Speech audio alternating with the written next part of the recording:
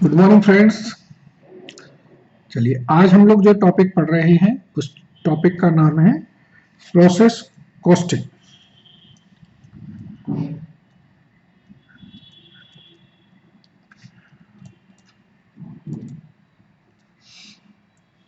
ठीक है। Process costing types of costing का ही एक पार्ट है।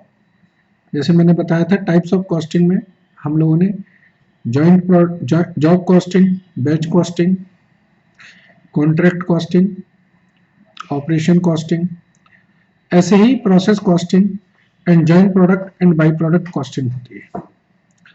तो हमें इसके पहले बेसिक्स को समझना पड़ेगा, फिर हम एक एग्जांपल लेंगे, उससे प्रॉब्लम्स को सॉल्व करेंगे। देखिए, प्रोसेस का मतलब क्या है आप समझिए। एक होती है मैन्युफैक्चरिंग ऑर्गेनाइजेशन,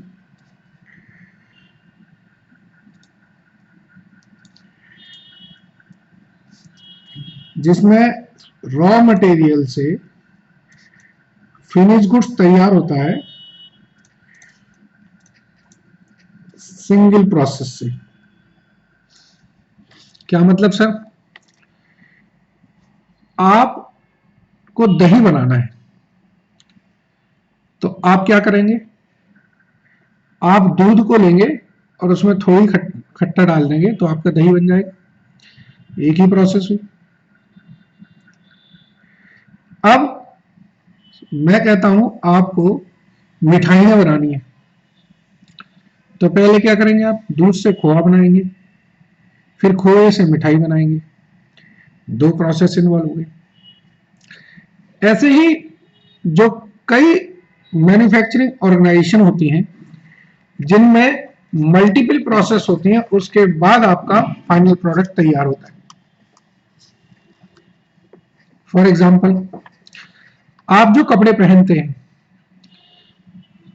अगर उसको बिल्कुल आप बेसिक से चलें, मैं बात कर रहा हूं क्लॉथ की, तो क्लॉथ में सबसे पहले क्या आएगा? कॉटन। कॉटन कहां से लोगे? कॉटन आपके पास खेत से आएगी, विलेजेस से आएगी। कॉटन से क्या बनेगा? कॉटन से बनेगा यार्न। यार्न का मतलब धागा। धागे से क्या बनेगा? धागे से बनेगा क्लॉथ, जो कपड़ा। कपड़े की फिर क्या होगी? कटिंग होगी, उसके बाद स्टिचिंग होगी, उसके बाद प्रेसिंग होगी, उसके बाद थ्रेडिंग होगी।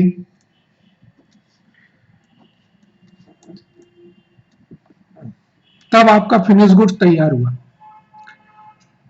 अब आपकी जो रुई है, कॉटन है, अगर आप उससे कहें कि ये कपड़ा है तो वो ऐसे नहीं बन सकता ना।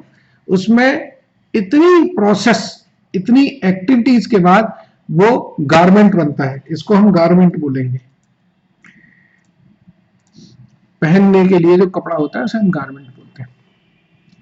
तो ये सारी जो है ये प्रोसेस कहलाएंगी। ये प्रोसेस 1, ये प्रोसेस 2। तब आप देख रहे होंगे कि जो एक प्रोसेस का आउटपुट है वो दूसरी प्रोसेस का इनपुट होगा। अगर जब तक क्लॉथ की कटिंग नहीं होगी तब तक स्टिचिंग कर सकते हैं क्या? अगर हमने कपड़ा नहीं काटा, पहले हम सिलते हैं बाद में काट लें, पॉसिबल है? नहीं है possible. So in process costing, output of process 1 will become input of process 2। पहली प्रोसेस का जो फिनिश गुड्स है या आउटपुट है वो दूसरी प्रोसेस के लिए इनपुट बन गया। मतलब पहले कपड़ा, उस कपड़े पे पहले कटिंग होगी, अब कटिंग डिपार्टमेंट की तरफ से वो आउटपुट हो गया। स्टिचिंग, तो स्टिचिंग डिपार्टमेंट के लिए वो इनपुट हुआ, वो कटे हुए कपड़ों को सिलेगा, शर्ट बनाएगा, पेंट बनाएगा, टी शर्ट्स बनाएगा, व्हाटएवर। उसके बाद वो सिले हुए कपड़ों को प्रेसिंग डिपार्टमेंट के पास देगा। एक सेकंड, वो वॉशिंग कर दीजिए इसे, प्रेसिंग की जगह मैं वॉशिंग वर्ड यूज करूं ज्यादा अच्छा है। धुलने के लिए जाएगा, धुलने के बाद फिर थ्रेडिंग होती है। थ्रेडिंग का मतलब जो धागे निकल आते हैं ना, उसके बाद लास्ट में प्रेसिंग होती है। तो वॉशिंग के लिए, वॉशिंग जो प्रोसेस है उसके लिए इनपुट क्या है, जो स्टिचिंग वाले डिपार्टमेंट है उसका आउटपुट, उसको वो अपने आप फिर लेके आएगा, उसको प्रेस करेगा, सॉरी वॉश करेगा। फिर वॉशिंग के बाद वॉशिंग डिपार्टमेंट थ्रेडिंग डिपार्टमेंट को देगा, और फिर थ्रेडिंग डिपार्टमेंट फिनिशिंग डिपार्टमेंट को देगा, प्रेसिंग डिपार्टमेंट को देगा। तो कॉन्सेप्ट क्या है कि एक प्रोसेस दूसरे प्रोसेस में, एक प्रोसेस का आउटपुट दूसरे प्रोसेस का इनपुट बना। क्लियर? ये मैंने आपको गारमेंट का एग्जांपल दिया था, इससे आपको प्रोसेस समझ में आएगा। लेकिन सारी इंडस्ट्री गारमेंट के हिसाब से तो नहीं होती है। चलिए एक अब मैं एग्जांपल लेता हूं। जो गारमेंट है, ऐसे ही सपोज कर लीजिए कई इंडस्ट्री है जिनमें मल्टीपल प्रोसेस होती है। अब इसमें दो टर्म्स मैं आपको समझाना चाहूंगा, और दो की जगह रादर तीन टर्म समझाना चाहूंगा। एक टर्म है नॉर्मल लॉस, एक टर्म है abnormal loss and abnormal gain. अब ये तीनों टर्म आप जब समझ जाएंगे तो आप समझ लीजिए प्रोसेस की बेसिक्स पर आपको क्लैरिटी आ जाएगी। सपोज करिए मैं कोई प्रोडक्ट तैयार करता हूं, तो जो रॉ मटेरियल है उसका 10% ऑफ द इनपुट मेरा नॉर्मली लॉस हो जाता है। मैंने कहा कि 10% मेरी नॉर्मल लॉस है। तो अगर मैंने इनपुट 1000 केजी किया था, तो नॉर्मल लॉस कितनी होनी चाहिए? 100 केजी की। अब एक्चुअल में एक्चुअल लॉस है मेरी, वो है 150 केजी की। नॉर्मल लॉस जो होनी चाहिए थी वो 100 केजी की होनी चाहिए थी। एक्चुअल में कितने की लॉस हो रही है? 150 केजी की। यानी कि जो आउटपुट है वो आपका कितना हो रहा है? 850 केजी। तो ये जो 50 केजी की एक्चुअल में जो लॉस हो रही है, एक्स्ट्रा लॉस हो रही है, वो क्या कहलाएगी? Abnormal loss.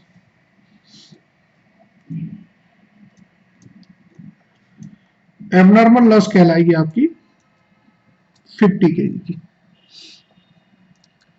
अब सुनिए, अगर मैं कहता हूं कि मेरी जो नॉर्मल लॉस है वो 10% की जगह 25% होनी चाहिए थी, तो इनपुट आपने कितना किया? इनपुट किया आपने 1000 केजी। नॉर्मल लॉस होनी कितनी चाहिए? 250। 1000 का 25%। आउटपुट कितना होना चाहिए? आउटपुट होना चाहिए 750 केजी। एक्चुअल में आउटपुट कितना है? एक्चुअल आउटपुट है आपका 850 केजी। इसका मतलब आपकी 100 यूनिट एक्स्ट्रा तैयार हो गई है। इसका मतलब इस प्रोसेस में आपकी जो स्टैंडर्ड नॉर्मल लॉस है उससे कम लॉस हुई है। तो ये कहलाएगा आपका 100 यूनिट जो एक्स्ट्रा तैयार हुई है, ये कहलाएंगी आपकी एबनॉर्मल गेन। अब ये एबनॉर्मल लॉस या एबनॉर्मल गेन है, इनकी वैल्यूएशन कैसे करें, इनकी हम वैल्यूएशन कैसे करें इसको समझें। So value of abnormal loss और एबनॉर्मल गेन यूनिट, इसका मतलब होता है number of units into cost per unit. जितनी भी यूनिट्स हो रही हैं उनको कॉस्ट पर यूनिट से मल्टीप्लाई कर दें। नौ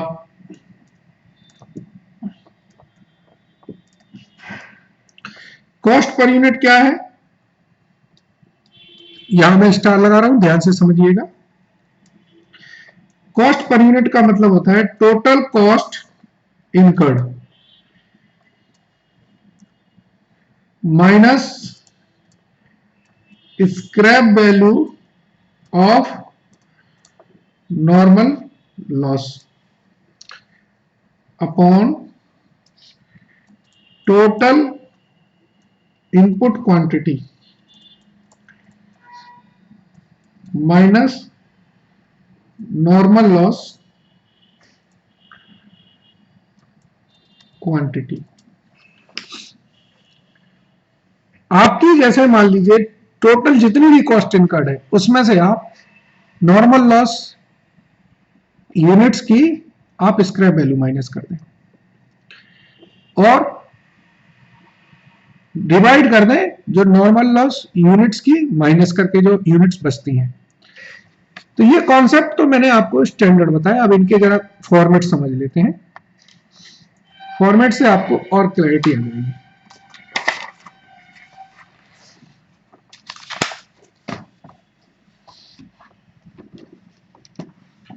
देखिए प्रोसेस में हमें जो फॉर्मेट्स यूज करने हैं वो हम बनाएंगे प्रोसेस अकाउंट।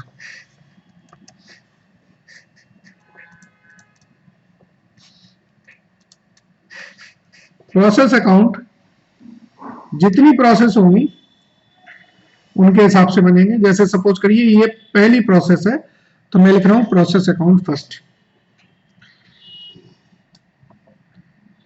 हर प्रोसेस में आपकी इनपुट और आउटपुट दोनों चीजें होंगी।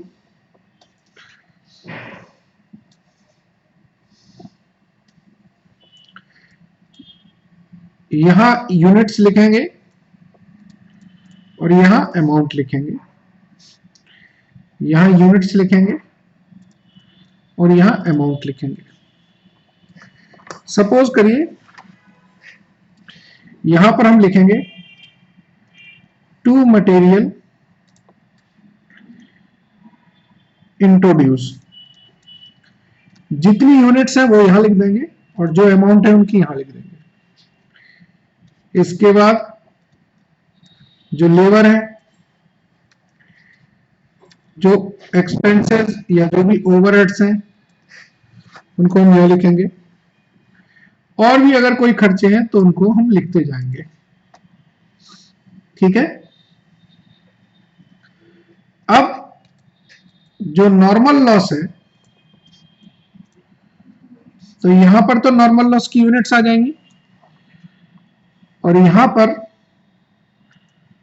स्क्रैप वैल्यू आ जाएगी किसकी, नॉर्मल लॉस की।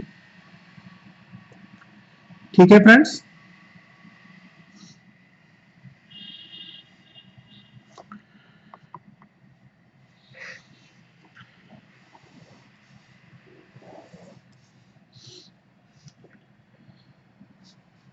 तो जो बैलेंस बचेगा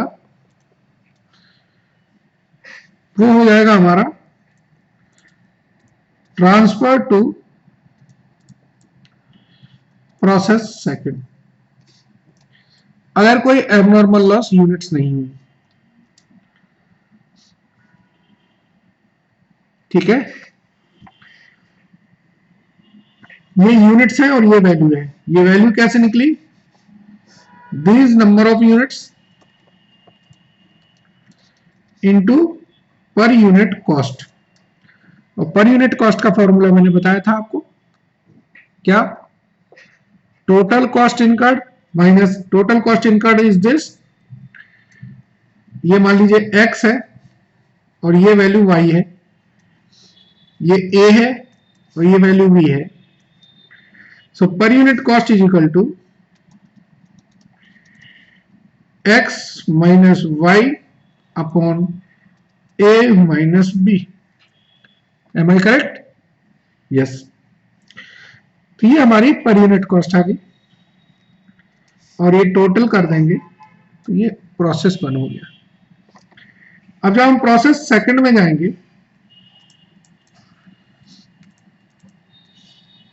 तो फिर से एक कॉलम बनाना पड़ेगा मुझे।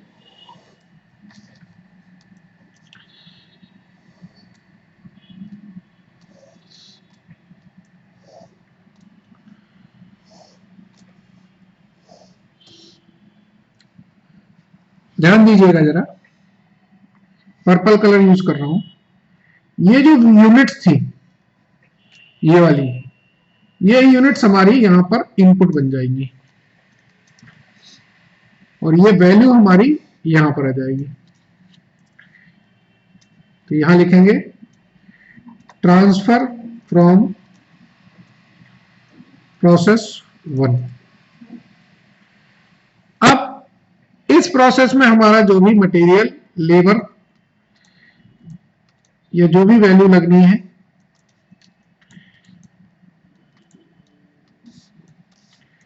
या जो भी एक्सपेंडिचर्स हैं उन सबको लिखेंगे। इस प्रोसेस की जो नॉर्मल लॉस है वो हम यहां लिखेंगे। यहां इसकी यूनिट्स लिखी जाएंगी, ये यूनिट्स है और ये अमाउंट है, ये यूनिट्स है और ये अमाउंट है, और यहां इसकी सेल वैल्यू लिखी जाएगी या स्क्रैप वैल्यू।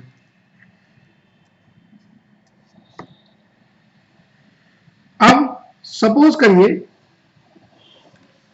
मैंने जितनी यूनिट्स बोली थी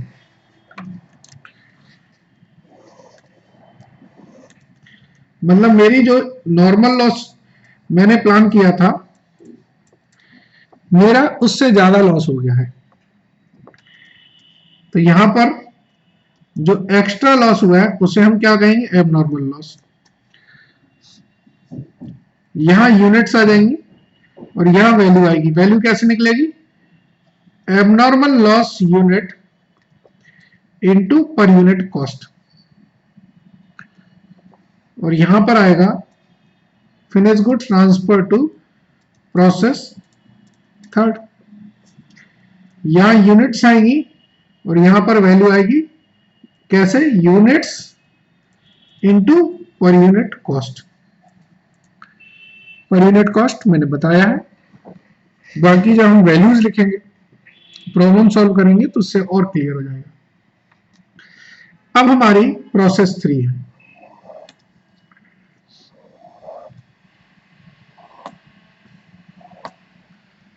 सेम कॉन्सेप्ट है, प्रोसेस में एक ही चीज को बार बार करनी होती है।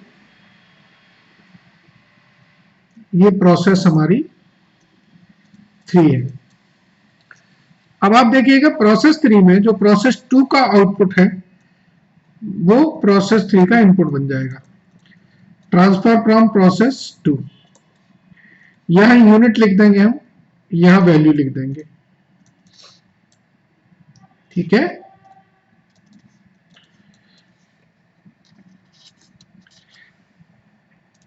हमारा अगर कोई इस प्रोसेस में कोई मटेरियल, कोई लेबर या कोई एक्सपेंडिचर्स हैं तो उनको हम यहां लिख देंगे, ठीक है friends.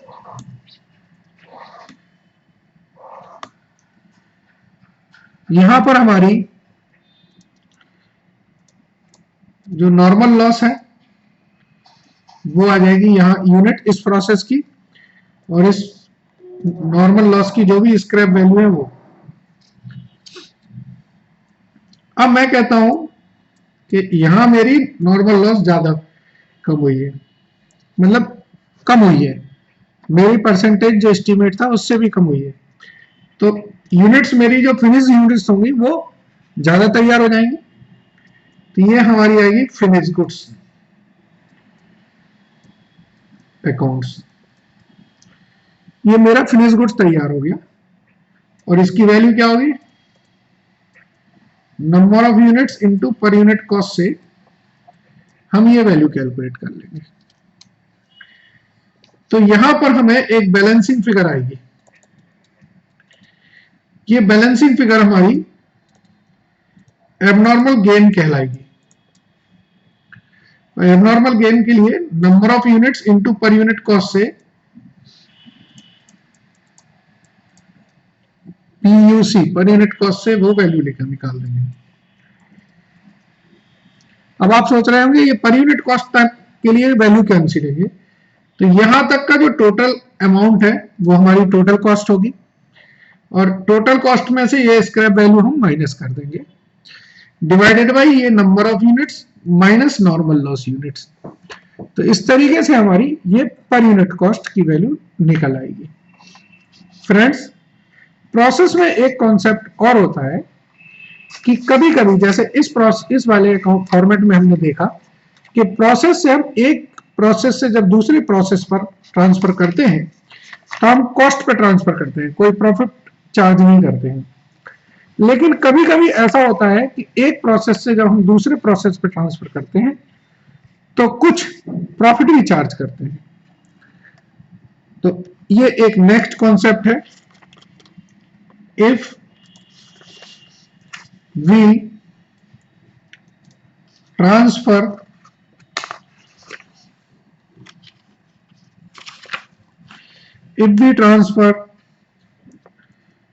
to next process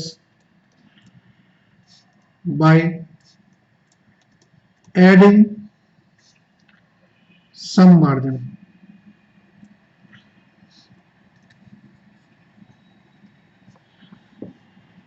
bye की जगह आफ्टर एडिंग सम मार्जिन करें या प्रॉफिट।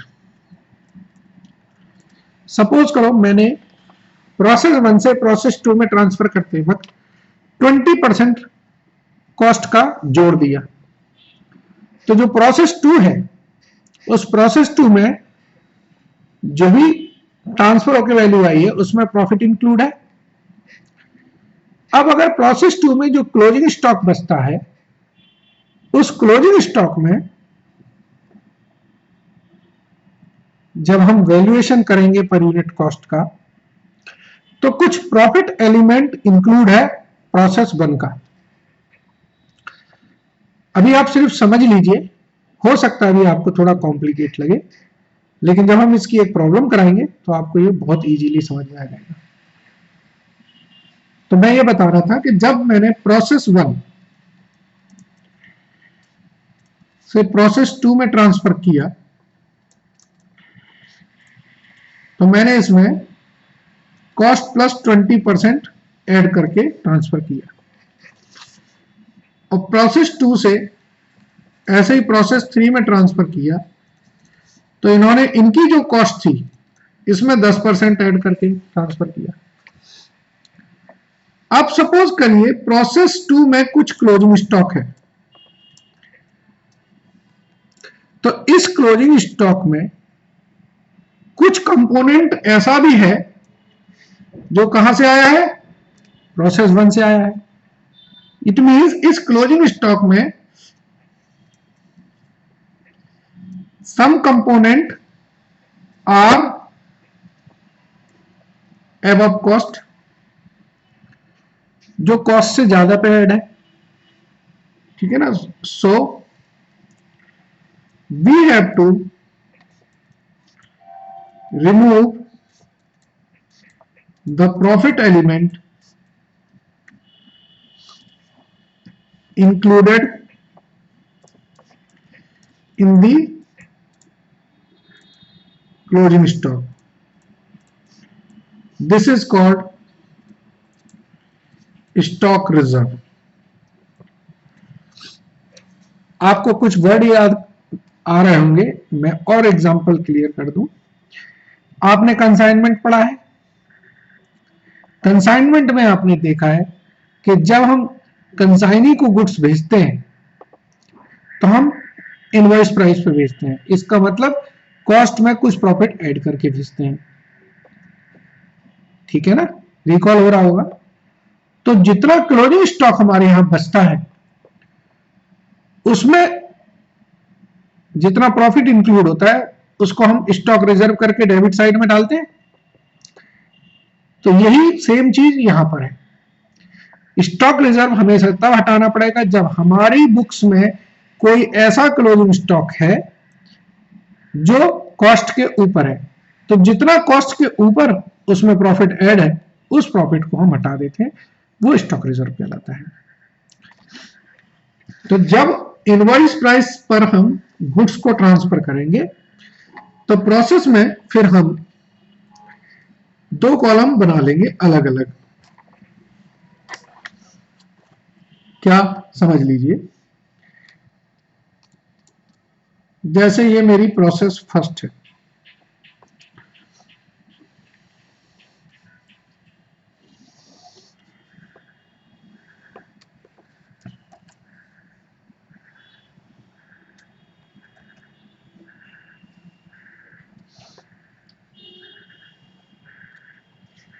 एक कॉलम हमारा यूनिट का होता है। अब एक कॉलम हम इसमें कॉस्ट का जोड़ेंगे, एक कॉलम प्रॉफिट का और एक कॉलम टोटल। तो हमने क्या किया, दो एडिशन कर दिए कॉलम के, जो कॉस्ट अमाउंट थी उसमें कितना प्रॉफिट है, टोटल कितनी वैल्यू है, उसको ऐड करते जाएंगे। बाकी सारा सेम रहेगा, कॉन्सेप्ट सेम रहेगा, सिर्फ प्रेजेंटेशन में थोड़ी एडिशनल कैलकुलेशंस आ जाएंगी।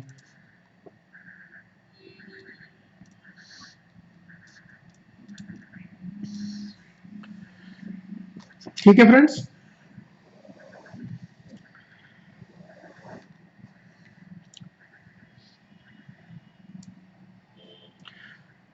तो जैसे यहां पर आप लिखेंगे मटेरियल, यहां तो कोई प्रॉफिट नहीं होगा, ठीक है, तो मैं डैश लिख रहा हूं क्योंकि प्रोसेस वन में थोड़ी प्रॉफिट हो जाएगा। फिर लेबर आपने इनकर्ड करी और एक्सपेंडिचर इनकर्ड करे, ठीक है ना, ऐसे किए आपने इनकर्ड। यहां पर आपकी नॉर्मल लॉस हो जाएगी, ये यूनिट्स है, ये वैल्यू है। वैल्यू का मतलब स्क्रैप वैल्यू, ठीक है। यहां एबनॉर्मल लॉस अगर कोई है तो वो लिख हो जाएगी। अब मैं कह रहा हूं यहां पर मैंने लिखा ट्रांसफर टू प्रोसेस 3, प्रोसेस 2, ये हमारी यूनिट्स है, ये कॉस्ट प्राइस है, और इस कॉस्ट प्राइस पे मान लीजिए मैंने प्रॉफिट ऐड किया 20%, तो मैंने ट्रांसफर किया इस प्राइस पे। तो जो प्रोसेस 2 होगी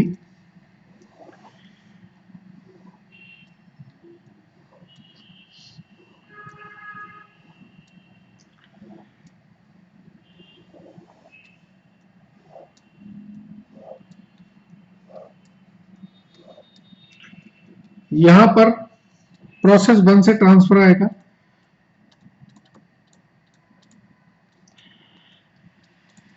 यहां यूनिट्स आएंगी, ये कॉस्ट है, इतना प्रॉफिट है और इतनी उसकी टोटल वैल्यू है। फिर यहां पर अगर हमने कोई मटेरियल इंसर्ट किया है, यहां पर और एक्सपेंडिचर हुए हैं,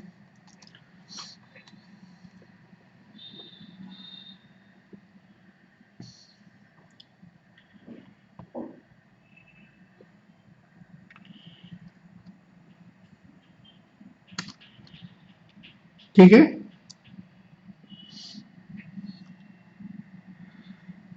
अब ये मेरी टोटल कॉस्ट हो गई।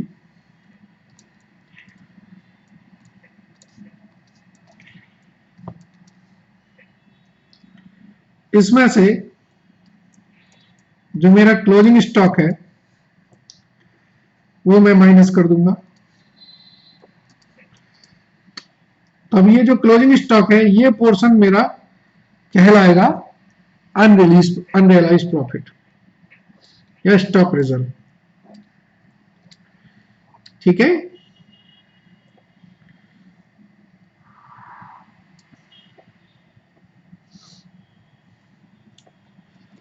तो ये मेरी नेट कॉस्ट बची। इसके बाद इसमें मैंने प्रॉफिट और जो भी ऐड करना था वो ऐड किया।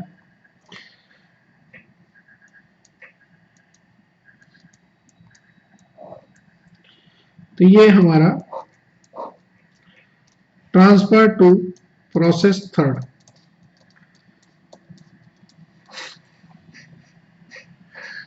तो इस तरीके से ऐसे ही फिर अगली प्रोसेस में आ जाएगा।